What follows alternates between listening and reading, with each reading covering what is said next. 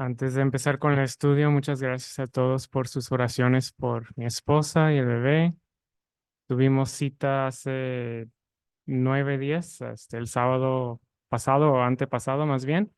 Hasta ese momento, pues el bebé seguía bien, el embarazo todavía de alto riesgo, mi esposa sigue en cama y la doctora dijo que probablemente iba a ser hasta la semana 17 o incluso semana 24, pero pues tenemos cita cada 2 semanas mientras y pues seguimos confiando en Dios. Ahorita tiene 12 semanas de embarazo, no, como que ni creía que Dios ya nos iba a dar un embarazo y menos que llegáramos a esto y pues seguimos confiando en que Él va a cumplir sus propósitos en todo esto.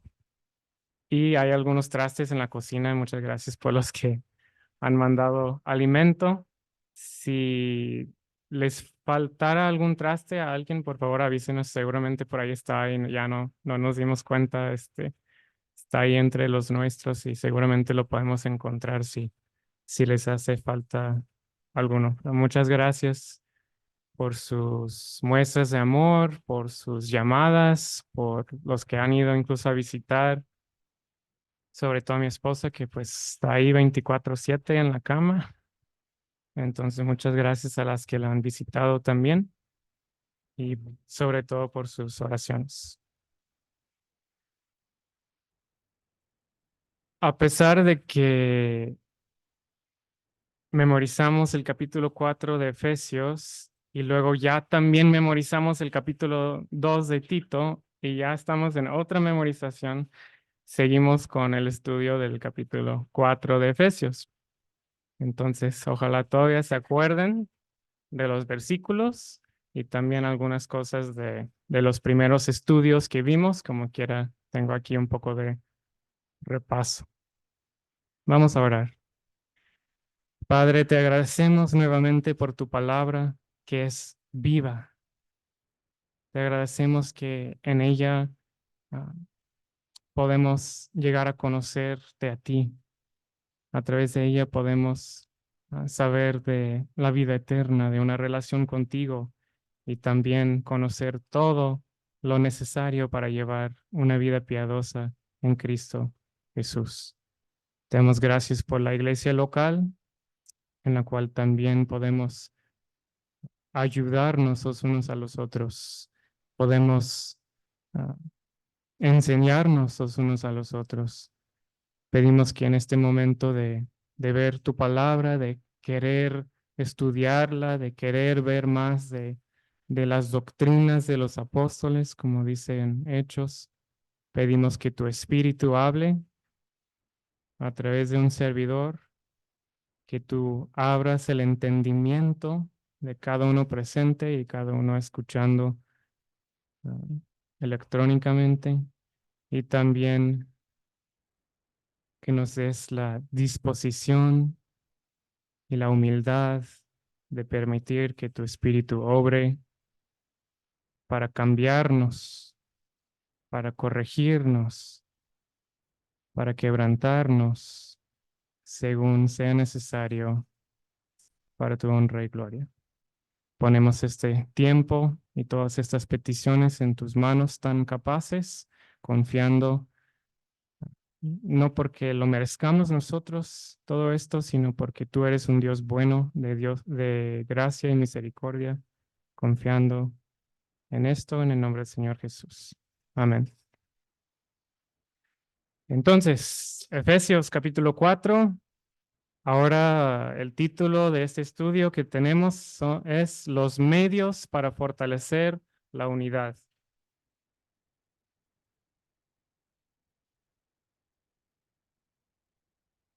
Y primero Dios, vamos a ver los versículos 11, 12 y 13 del capítulo 4 de Efesios. Aunque tenga mucha información aquí en la pantalla y generalmente ahí vienen los versículos, les recomiendo abrir el capítulo porque así pueden ver el contexto y a veces hacemos referencia a versículos pasados o incluso a los que todavía no llegamos y ahí los pueden ver mejor en su Biblia. Recordamos que habíamos estado viendo este tema del capítulo 4, considerándolo como la ética del cristiano en el mundo, y dividimos el capítulo en dos partes. La primera de andar en dignidad. Y nos acordamos de que empieza el capítulo con ese tema de andar, ¿verdad? Andar. Y en la primera parte también tiene mucho que ver con el tema de la unidad de la iglesia, ¿verdad? Y son los primeros 16 versículos y por ahí está dividido así, de esta forma: modo de mantener la unidad, las bases unitarias, el precio de la unidad, los medios para fortalecer la unidad y unidad de fe y conocimiento. Y espero que para la mayoría de nosotros esto sea repaso. Y la segunda parte, el compromiso de la nueva vida. Dejamos atrás lo eminente o prominente de la unidad de la iglesia y pensamos un poco más en la vida personal de cada creyente, aunque obviamente todo está relacionado, y ahí vemos el modo de vida sin Cristo, despojarse y revestirse, y aplicación personal, y obviamente todo eso no lo hemos visto todavía, pero sí memorizamos los versículos. Y si no viene el Señor antes, ojalá podamos llegar a un estudio más profundo de cada tema. Entonces, repaso más a detalle. No estudiamos, bueno, yo no estudié para esto los primeros 3 capítulos, pero entendemos que en general podemos pensar en los primeros 3 capítulos como doctrina, nuestra posición en Cristo, y los siguientes 3 capítulos como la práctica del 4 al 6. El primer estudio del modo de mantener la unidad, vimos estas 5 cosas: la humildad, el mansedumbre, la paciencia, el soportarnos o la longanimidad y el amor. Y pensamos en la importancia que tiene cada una de estas cosas y el emplear estas cosas y aprender a hacer estas cosas y manifestar estas cosas en nuestra vida en cuanto a mantener solícitamente la unidad de la iglesia. También pensamos en ejemplos de personas que manifestaban estas cualidades o rasgos de carácter, y mayormente pensamos en el ejemplo mayor y perfecto de Cristo, ¿verdad? Y todo esto pensando también en la unidad del Espíritu, que no creamos nosotros, ¿verdad? No hacemos nosotros la unidad. Dice que la debemos mantener o preservar, como dice en esta versión. Y luego las bases unitarias, pensamos en estas 6 cosas que Dios a través de Pablo menciona aquí como algo que todos los creyentes tenemos en común. Y yo creo que haciendo un estudio del Nuevo Testamento y sobre todo de las epístolas, pudiéramos encontrar otras cosas que podríamos también considerar y meditar y dar gracias a Dios que tenemos en común como cristianos. Pero aquí Dios tuvo a bien mencionar estas 6 cosas en una sola lista,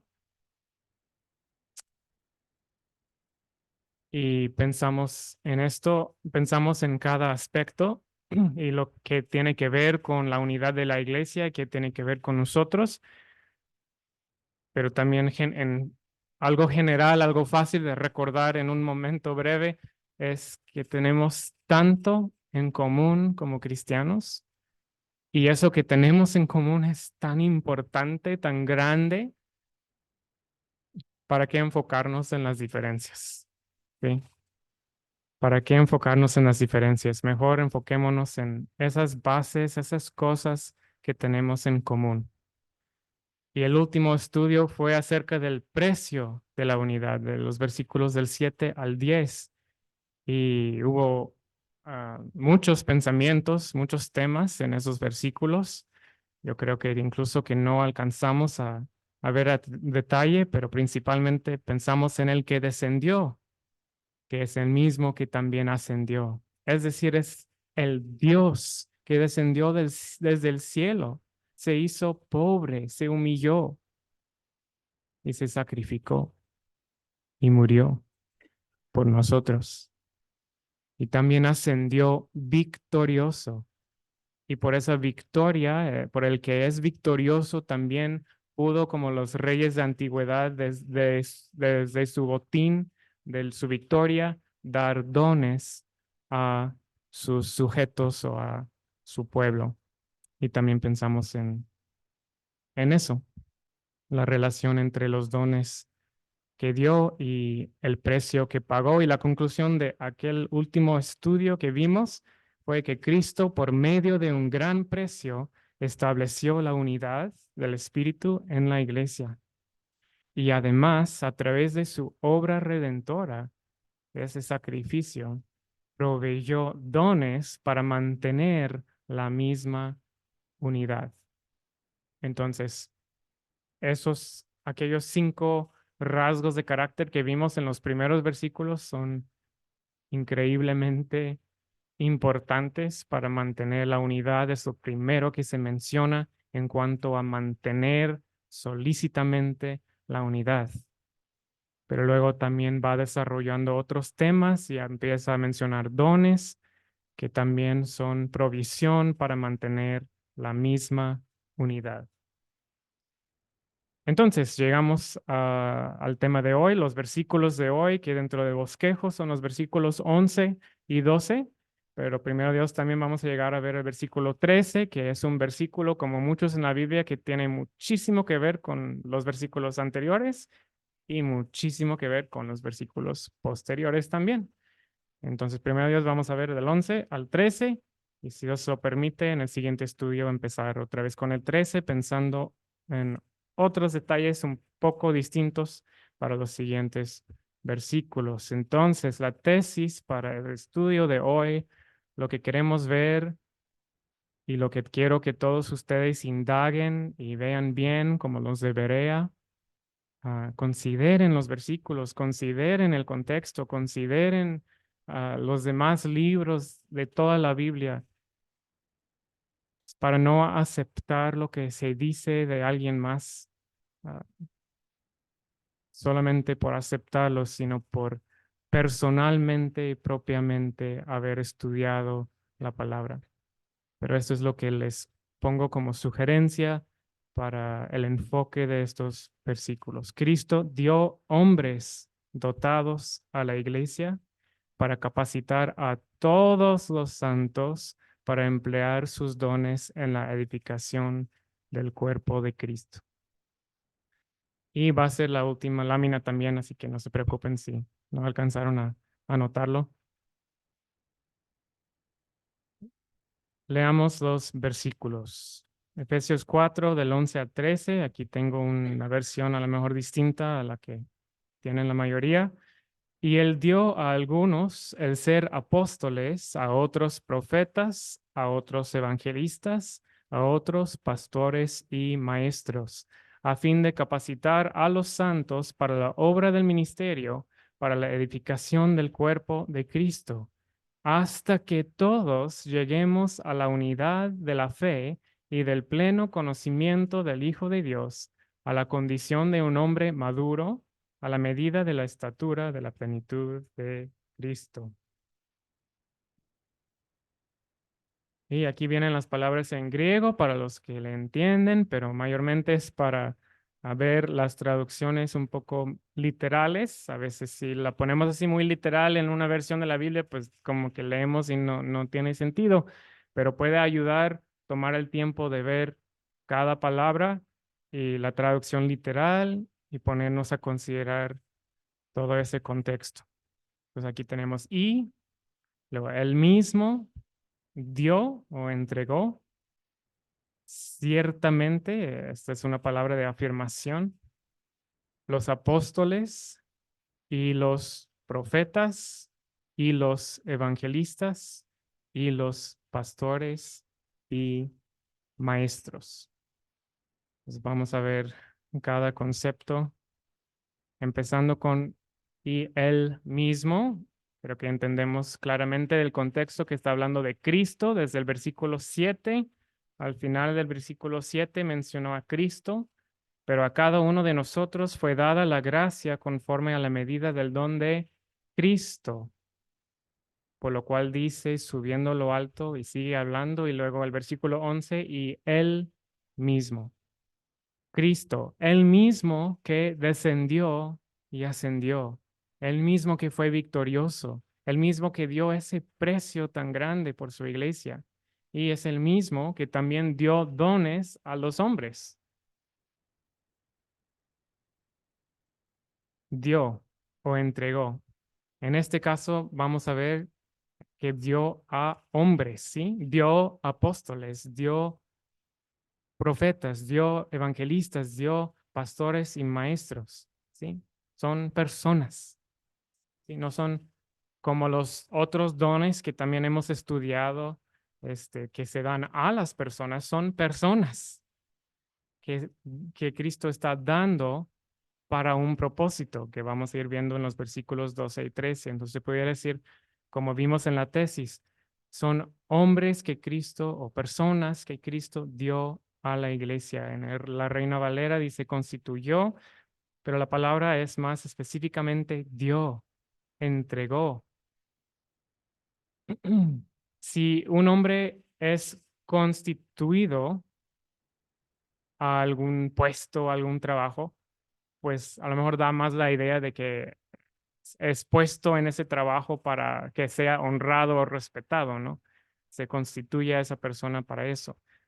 Pero si se da a una persona, se entrega a una persona, eso da más la idea de un siervo, de un esclavo, ¿sí? Y esa persona se da no para ser respetado y honrado, esa persona se da para servir a los demás.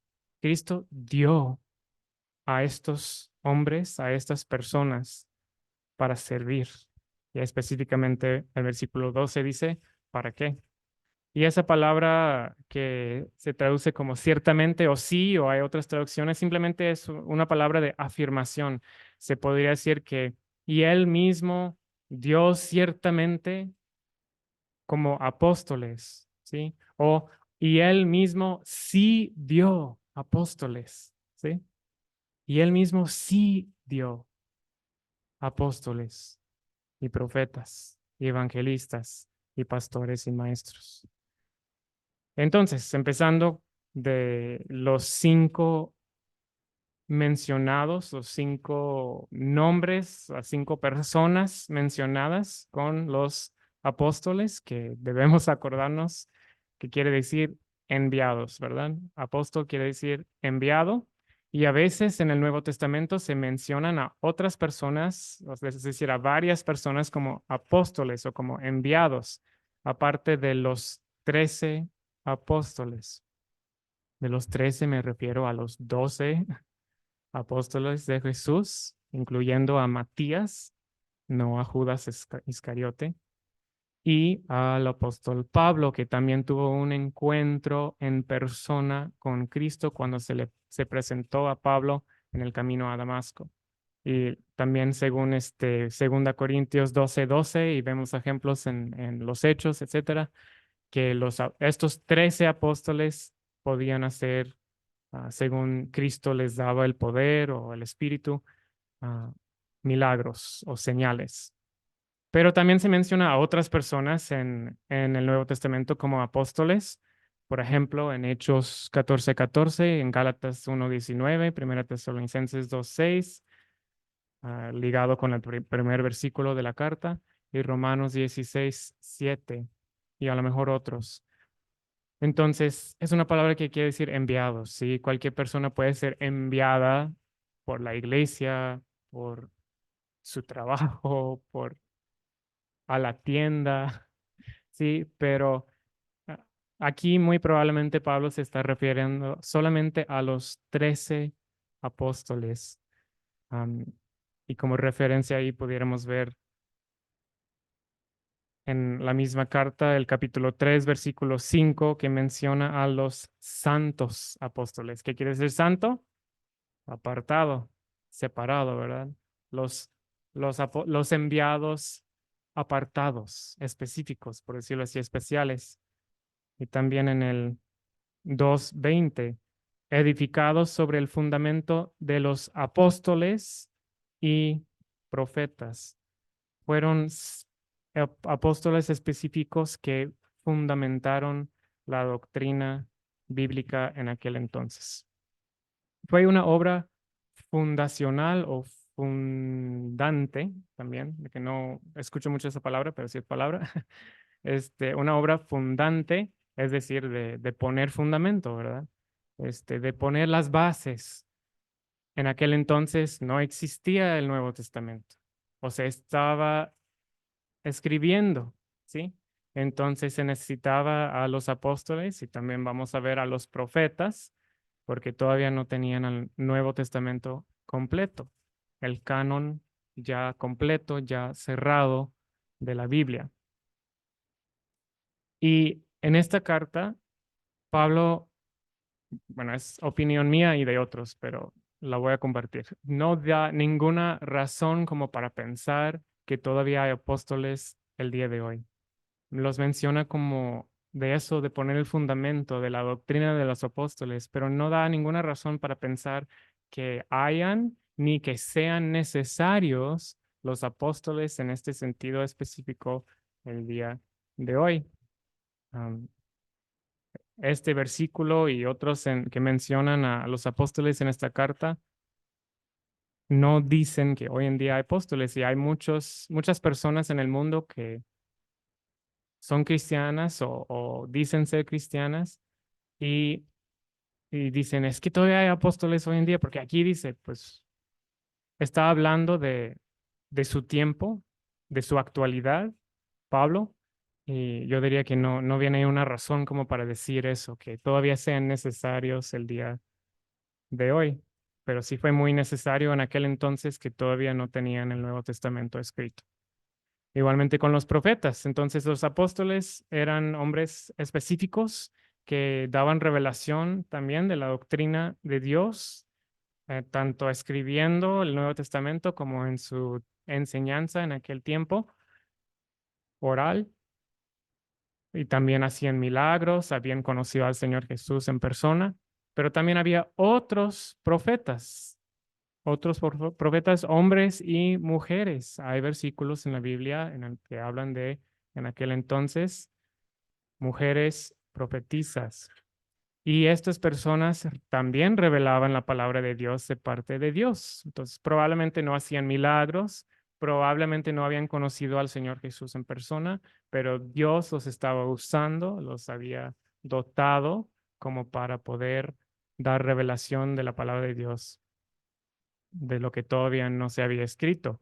Y en ese entonces Dios también, el Espíritu de Dios también daba otro don, ¿sí? No necesariamente personas dotadas, pero daba el don según sea la necesidad a la audiencia del mensaje de discernimiento, ¿sí? El don de discernimiento en 1 Corintios. Entonces también para el mismo espíritu capacitaba a las personas para también tener discernimiento de que si lo que se estaba diciendo era de parte de Dios o no era de parte de Dios. Ahora tenemos escrita la palabra de Dios y ya no debe haber duda, aunque también en otro sentido eh, ocupamos el discernimiento para el estudio de la palabra de Dios y para otras situaciones en la vida, obviamente.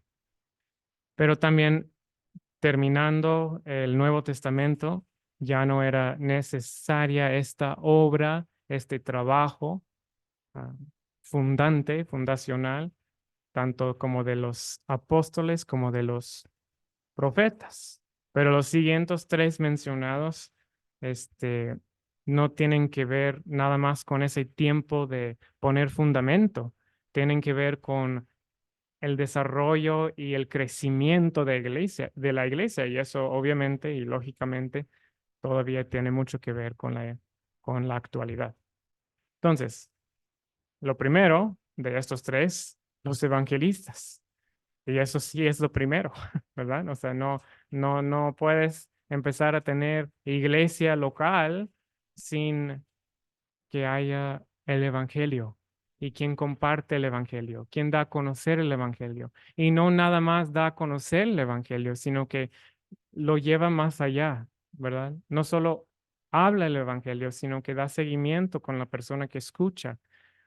Y si el Espíritu salva a esa persona, entonces el evangelista también puede y a lo mejor debe asegurarse de que esa persona esté fundamentada, arraigada en las doctrinas básicas de la palabra. ¿Quién lo va a hacer? El discipulado es un tema que se ve por todo el Nuevo Testamento. Se use o no se use la palabra, se ve que se hacía y que se debía hacer y todavía se debe hacer el día de hoy. Mateo 28, 19 y 20. Por tanto, id y haced discípulos a todas las naciones, bautizándolos en el nombre del Padre, y del Hijo y del Espíritu Santo, enseñándoles que guarden todas las cosas que os he mandado.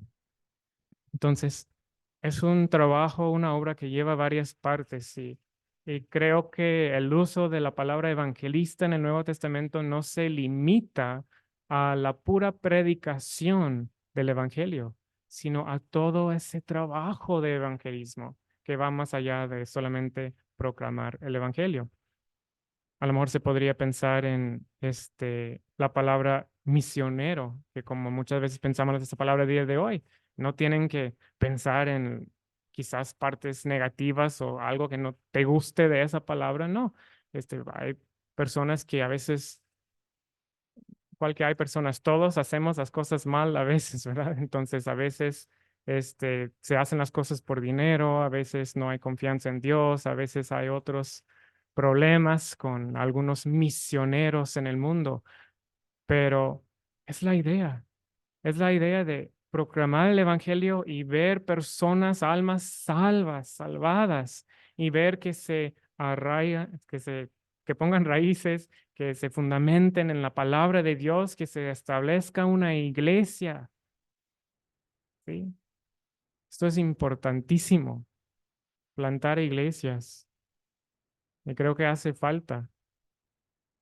Creo que hace falta aquí mismo en la laguna. Todavía no se me olvida el regaño que nos dio nuestro hermano Jim, ¿cómo se apellidaba? No sé, hace como 7 años que dio conferencias en el Salón Monarca y pusieron una presentación de diferentes multiplicaciones o nuevas iglesias locales que se estaban haciendo a través de décadas aquí en la laguna. Y al final él dijo, ¿a poco desde aquel año no ha habido otra multiplicación? Creo que es algo muy importante. Y los pastores y maestros. Obviamente estas dos palabras están muy claramente relacionadas, simplemente por lo que son y también por lo que vemos en la gramática, ¿verdad? Ven que decía, y los profetas, y los evangelistas, y luego, y los pastores y maestros. Es decir, es un solo artículo definido, los, para los dos, pastores y maestros. No dice y los pastores y los maestros, ¿verdad? Nada más y los pastores y maestros. Entonces, algunos hacen todo un show y mucho enfoque aquí de que es la misma persona, pastor y maestro.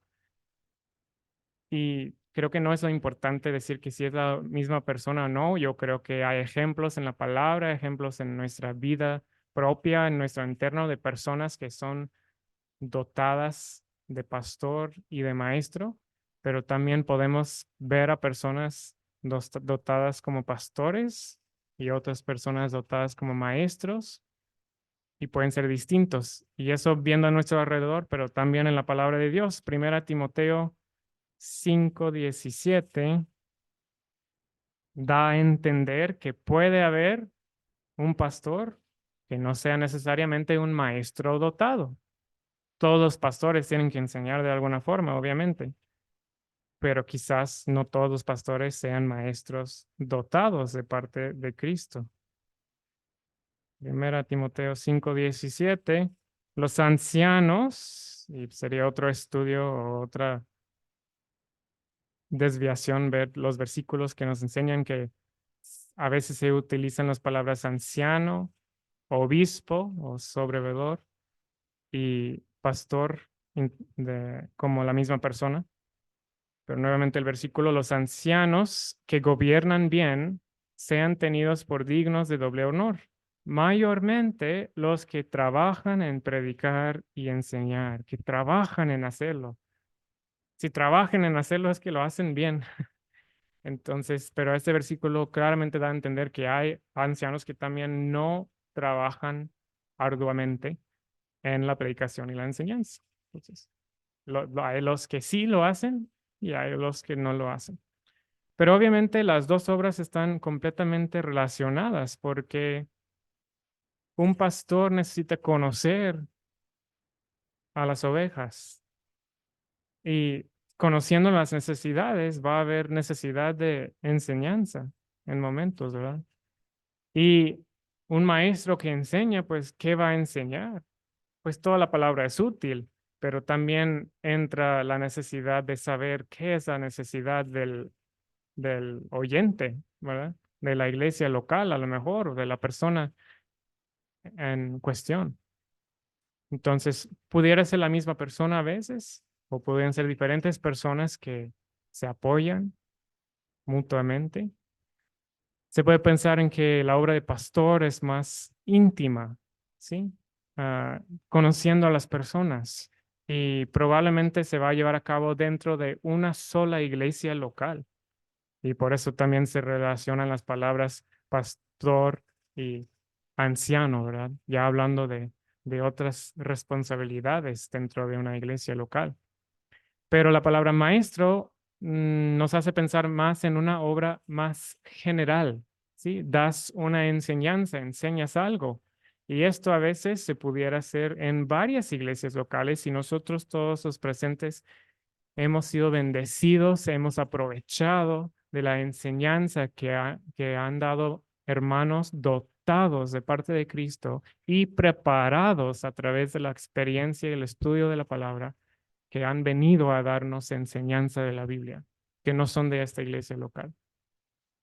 Y yo doy gracias a Dios por ellos. Y necesitamos a más maestros, tanto dotados como preparados para enseñar la palabra. Entonces, pensando específicamente en los pastores, guían con su ejemplo, ¿verdad? Y últimamente hemos tenido muy buenas conferencias acerca de los pastores, tanto de Steve Caldwell como de uh, Ken Miller y de Steve Price.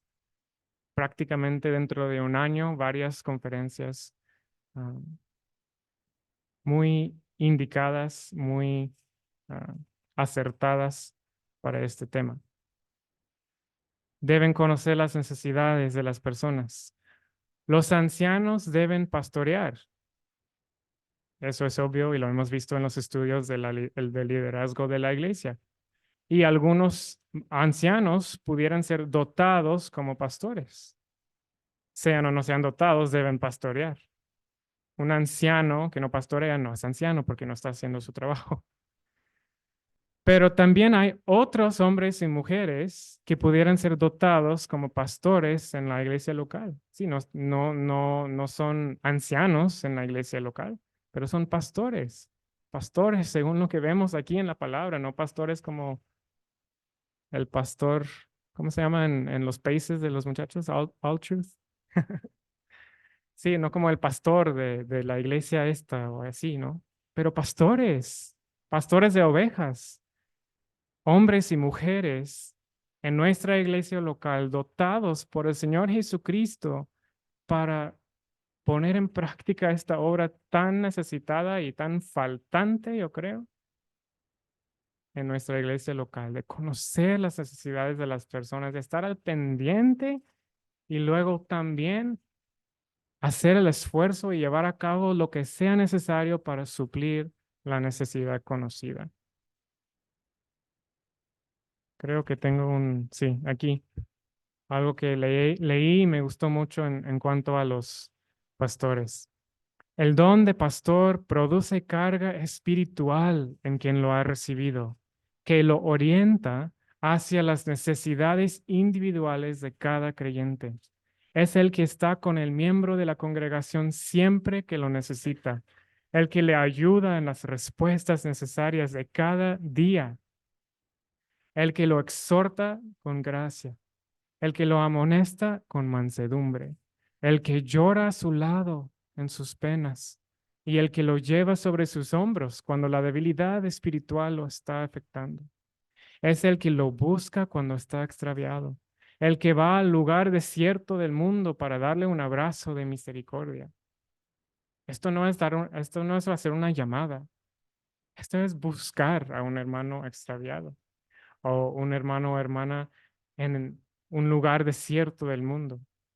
El que restaura en las caídas y el que por llevar la carga de cada uno de los miembros de la iglesia sobre su alma, dedica tiempo cada día a orar por ellos. ¿Sí? No es un sentimiento pasajero de que, ay, sí, me importa, ¿no? Cuando mencionan que hermano fulano o fulana tiene cáncer o está en cama o perdió su trabajo o está pasando por situaciones muy complicadas y difíciles con sus hijos mayores, problemas en el matrimonio, etcétera, etcétera, etcétera. Escuchamos estas cosas y yo creo que todos nos conmovemos, ¿verdad? En ese momento, ay, siento una carga por ese hermano, pero no es un sentimiento pasajero, esta es una carga sobre el alma que lo lleva a este pastor o pastora a dedicar tiempo a orar por esa persona y va a llevar a cabo lo necesario para ver las necesidades y suplir las necesidades de esa persona dentro de lo práctico, dentro de los hechos, dentro de los actos, ¿verdad? Cristo es suficiente para todo, pero Él tiene a bien usar a las personas para suplir las necesidades prácticas. Y maestros, los maestros primero tienen que comprender claramente lo que enseñan las escrituras, aunque sea una persona dotada, tiene algo de parte de Cristo que otros creyentes no tienen. Es un don a la iglesia como maestro, pero de todos modos tiene que comprender claramente lo que enseñan las escrituras. No es un don que, boom, y entiende todo el consejo de la palabra de Dios. Se tiene que preparar y creo que eso nos puede dar a entender que todos estos cinco, y pensando hoy en día estos tres evangelistas, pastores y maestros, se tienen que trabajar, se tienen que trabajar, se tienen que preparar, ¿sí? Igual que el maestro, el evangelista, el pastor, aunque sea dotado de parte de Cristo, de todos modos, no quiere decir que siempre va a hacer las cosas perfectamente, ¿verdad? Hay que trabajarle, cuando caemos, cuando nos equivocamos, cuando fallamos, fracasamos, hay que levantarnos de nuevo. Y por la gracia de Cristo seguir adelante y aprender del pasado y aprender de nuestros errores, aprender a los demás y seguir adelante. Y el maestro, después de haber comprendido claramente lo que enseñan las escrituras, luego tiene que darlo a conocer con igual claridad a la iglesia o a la persona que esté enseñando. Hay maestras que enseñan a las más jóvenes, ¿sí? Todas las ancianas deben enseñar a las más jóvenes, pero algunas de ellas a lo mejor son dotadas por Cristo para ser maestras. Todas la deben hacer. Las ancianas deben enseñar a las mujeres más jóvenes a amar a sus esposos, a sus maridos, ¿verdad? Etcétera, etcétera. Pero puede haber algunas dotadas para enseñar a las más jóvenes, para enseñar a los niños, para enseñar en su casa.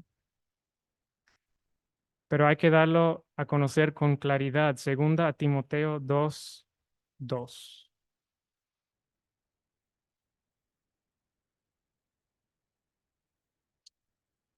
También un versículo bastante conocido y se menciona mucho. Lo que has oído de mí ante muchos testigos, esto encarga a hombres fieles que sean idóneos para enseñar también a otros. ¿Sí? Es decir, como que empezando en medio de la cadena, no desde el inicio, empezando en medio de la cadena. A lo mejor hay un hermano o una hermana dotado para ser maestro, necesita preparación y necesita ayuda y preparación de parte de un maestro con ya más experiencia. Así como Pablo estaba encargando a Timoteo y estaba encargando a Timoteo a que él también enseñara a otros y que esos otros también fueran fieles e idóneos para enseñar a otros. Y así en adelante. Entonces, se necesita preparación para ser un maestro y para enseñar la palabra de Dios. Y no, yo diría que no es algo que, no es un curso de un año, ¿verdad?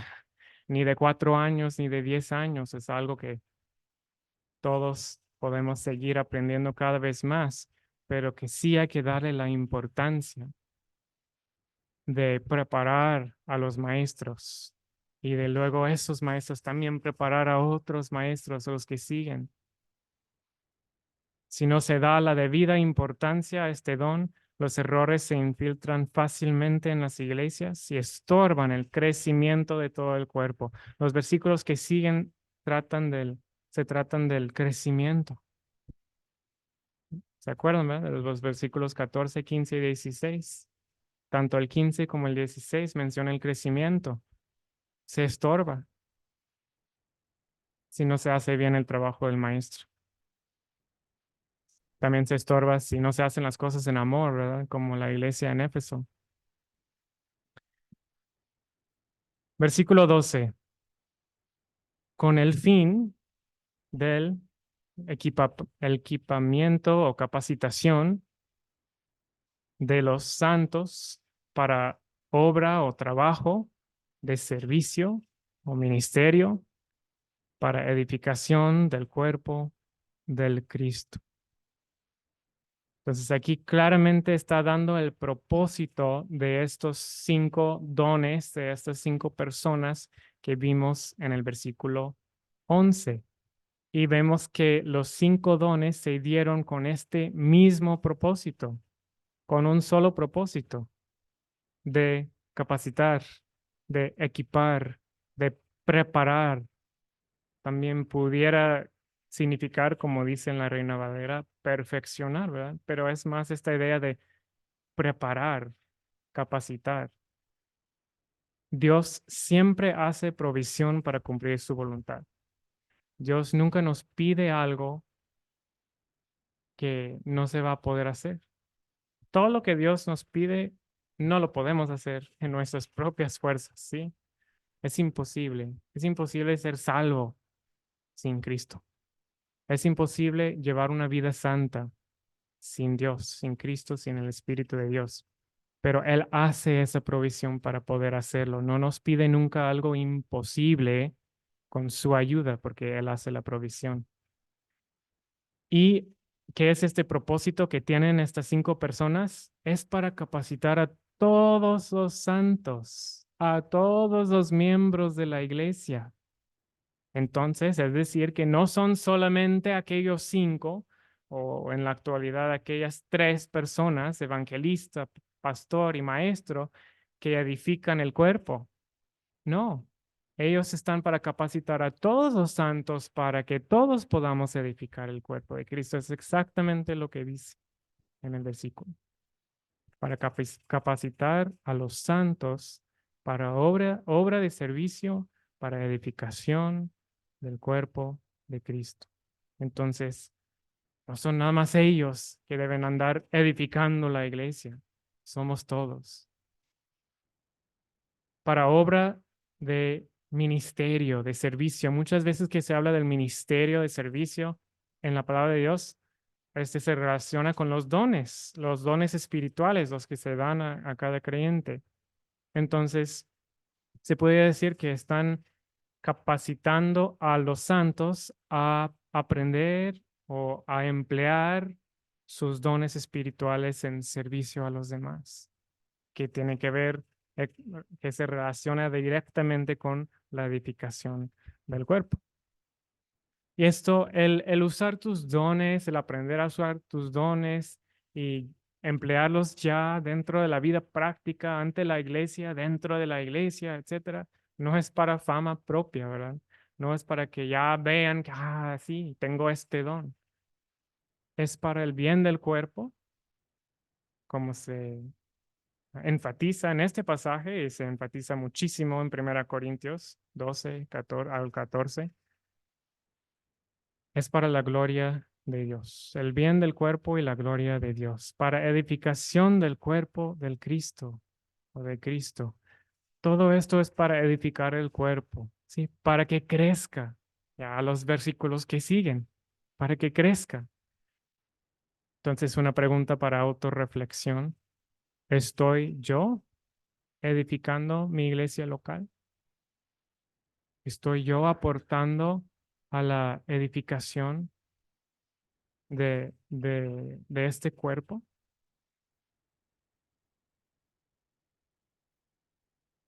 Y versículo 13, una condición de tiempo y de estado, por decirlo así. Todo esto se debe hacer hasta que lleguemos los todos. Por eso no viene literal en nuestra traducción, ¿verdad? Porque no tiene sentido, pero hasta que lleguemos los todos a la unidad de la fe y del conocimiento pleno del Hijo del Dios, a o para varón o hombre maduro o perfecto, a medida de estatura de la plenitud del Cristo. Este es un propósito último, ¿sí? No inmediato. En el versículo 12 eran propósitos y metas inmediatas, ¿verdad? Este, para la obra, para capacitar a los santos, para la obra, para la edificación, cosas, metas, propósitos inmediatos que se deben lograr y se pueden lograr inmediatamente y estar haciendo continuamente durante esta vida.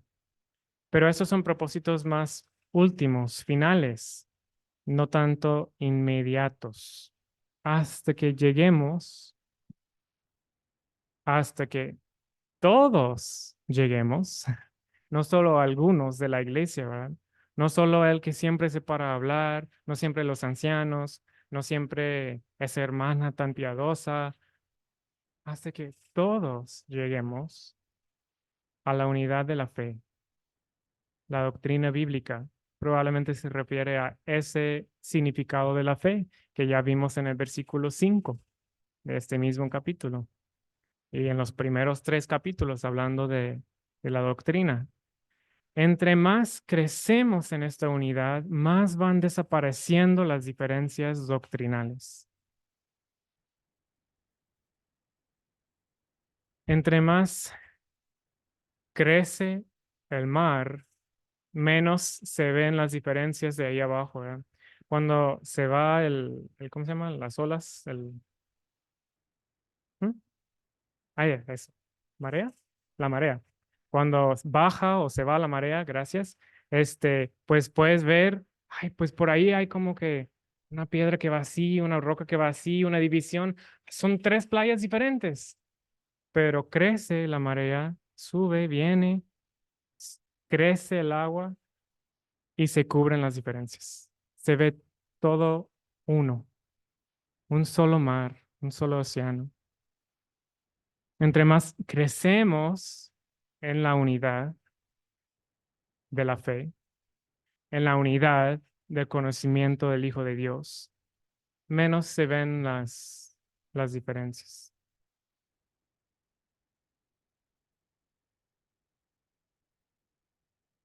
A la unidad del conocimiento pleno. No es necesariamente un conocimiento completo, total, ya acabado, no se le puede agregar más, ya se sabe todo. No, es un conocimiento experimental.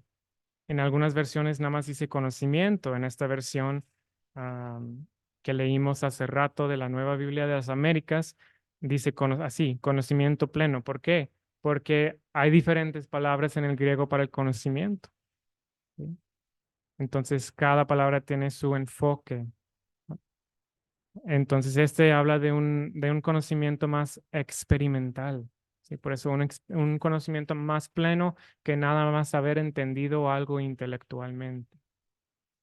Pero no quiere decir que necesariamente sea completo. Todavía hay lugar para crecer, para el desarrollo, como siguen como van los siguientes versículos nuevamente del crecimiento. ¿Y ese conocimiento de qué es? Es del Hijo de Dios.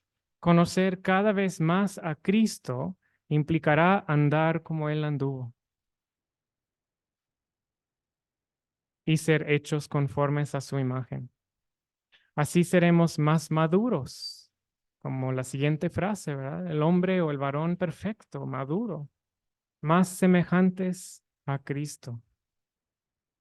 Pablo mismo, ¿verdad? ¿A cuál ejemplo tienen como cristiano más maduro que a Pablo? ¿Sí? Pero Pablo mismo, nos acordamos que decía, no que lo haya alcanzado ya. Filipenses 3, del 12 al 14. No que lo haya alcanzado ya, ni que ya sea perfecto, sino que prosigo por ver si logro asir aquello para lo cual fui también asido por Cristo Jesús. Hermanos, yo mismo no pretendo haberlo ya alcanzado, pero una cosa hago, olvidando ciertamente lo que queda atrás, y eso no es no aprender del pasado, eso es dejar lo que nos pudiera mantener abajo, mantener en el pasado, aprender del pasado, pero seguir adelante. Ciertamente lo que queda atrás, olvidándolo, y extendiéndome a lo que está delante. Prosigo a la meta, al premio del supremo llamamiento de Dios en Cristo Jesús. Entonces, yo quiero conocer cada vez más a Cristo, pero también quiero seguirlo haciendo, ¿sí? No quedarme estancado o contento, complacido con ya donde estoy, ya el conocimiento que tengo, proseguir para conocerle cada vez más. Básicamente, Cristo es nuestra meta, ¿verdad? Hasta que lleguemos todos a la unidad del conocimiento del Hijo de Dios. Luego terminando el versículo, a la medida de la estatura de Cristo. Nuestros ojos puestos en Él. Vamos hacia Él. Nuestra vida debe llevar la dirección de hacia Cristo. ¿Sí? Esa es la dirección. Cristo es la meta. Bueno, eso viene mal. Se cumplirá de una forma más completa en el futuro, ¿verdad? Entonces, ahorita podemos tener un conocimiento experimental del Hijo de Dios y se puede ir desarrollando cada vez más. Podemos experimentar una mayor unidad entre nosotros. Podemos llegar a mayor madurez. El cuerpo puede llegar a mayor madurez como varón perfecto, varón maduro. Pero obviamente todo esto se cumplirá de una forma perfecta, de una forma completa en el futuro un día. A un varón perfecto, o hombre maduro. Lo singular aquí indica que se habla de la iglesia, se habla de toda la iglesia, ¿verdad? Porque ya es singular, estaba hablando de todos y ahora singular. Entonces, todos debemos llegar y para que el cuerpo también sea hombre maduro, como un hombre maduro, pero también hace referencia a lo que sigue, ¿verdad? ¿Quién es el hombre más perfecto, más maduro de todo el universo, toda la creación, fuera de la creación? Cristo, el ejemplo perfecto. Y el que el cuerpo vaya madurando depende de todos y cada uno de los creyentes. Depende de que todos y cada uno de los creyentes vaya madurando. Como ya dijimos, es para que todos lleguemos a esto, no para que algunos lleguen, todos debemos llegar. Y la madurez del cuerpo como conjunto depende de que todos maduremos, de que todos crezcamos. Es un proceso, como ya leímos en Filipenses 3, 12 al 14. A la medida de la estatura de la plenitud de Cristo. La madurez es semejanza a Cristo. Él es esa meta. Se ve en las primeras partes. Él es la base principal de la doctrina de la fe. El conocimiento pleno es del Hijo de Dios. Él es el ejemplo perfecto de un hombre maduro, pero también terminando y culminando con específicamente Él, la medida de la estatura de la plenitud de Cristo. Un día seremos como Él, los que somos cristianos, los que somos salvos por Él. Un día seremos como Él y lo veremos tal cual es, tal cual Él es. Glorioso día será. Entonces, estos dones especiales así existen para estimular, para despertar, para desarrollar a los demás, para que ministren o ministremos más eficazmente. Y todo con el fin general de edificar el cuerpo, el conjunto. Nuevamente esa idea de la unidad. Entonces, la tesis, la conclusión de estos versículos, dentro de muchas cosas que podemos aprender, porque la palabra es viva. Y si estudias el día de hoy un versículo si lo estudias el día de mañana o en un año, en 10 años, Dios te puede revelar algo nuevo. ¿Por qué? Porque es viva. No dejemos de estudiarla, no dejemos de leerla, no dejemos de buscar a Dios en ella, porque es viva. No es que ya leí esa carta no sé cuántas veces, memoricé ese versículo todos los años en el PEP, o tantas veces, o no sé, es viva. Y la conclusión que por el día de hoy tengo en estos versículos es que Cristo dio a hombres dotados a la iglesia para capacitar a todos los santos, para emplear sus dones en la edificación del cuerpo de Cristo. No dejemos esta palabra aquí en esta mañana, ni en nuestro cuaderno, mucho menos que haya entrado por un oído y que ha salido por el otro. Así es lo que hago yo. Así me pasa a mí, escucho un estudio y sí es cierto esto, aquello, pero después tenemos que trabajar, tenemos que actuar conforme a la gracia de Dios que Él nos ha dado, el poder que Él provee y hace provisión, pero que tenemos que poner mano a la obra y no olvidarnos de estas cosas.